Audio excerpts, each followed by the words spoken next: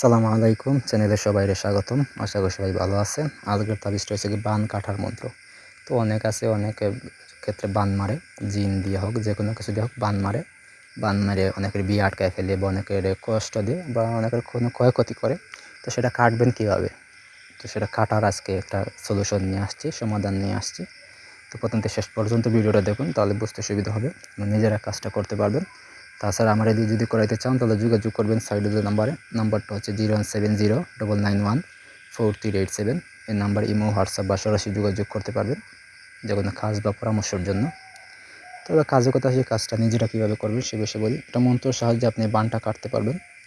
তো মন্ত্রটি হয়েছে গিয়া, আইতে কাটি যাইতে কাটি জ্ঞান কুজ্ঞান কাটি, যে করে কুজ্ঞান তার উপর পড়ে 30 কোটি বান, রামের আজ্ঞা গুরুর পায়ে সিদ্ধি কর, কামরূপ কামাখ্যা চণ্ডীর দুহাই, আমার মন্ত্র যদি নড়ে ছড়ে, শিবের জটা চিড়িয়া জমিতে পড়ে। তো যেই মন্ত্রটা বললাম, এই মন্ত্রের সাহায্যে আপনি কাজটি করবেন। তো নিয়মটা হচ্ছে, 1 গ্লাস পানিতে মন্ত্রটি 7 বার পাঠ করিয়া 7টি ফু দিয়া রোগীকে খাওয়াবেন, তাহলেই জাদুবান কেটে যাবে এবং যে করছে তার উপরেই লাগবে। মানে যে বানটা দিয়েছে আপনাকে, তার উপরেই এই উল্টো বানটাকে পড়বে এবং আপনার বানটা কেটে যাবে।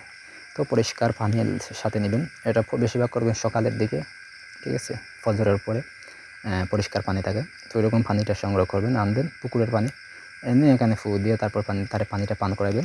তো অবশ্যই দেখবেন যে তার বানটা কেটে গেছে। তো যে এই মন্ত্রটা পাঠ করবে সে অবশ্যই পাক পবিত্র থাকতে হইব এবং নামাজি হইতে হইব বেশিরভাগ, বা সৎ মানুষ থাকতে হইব।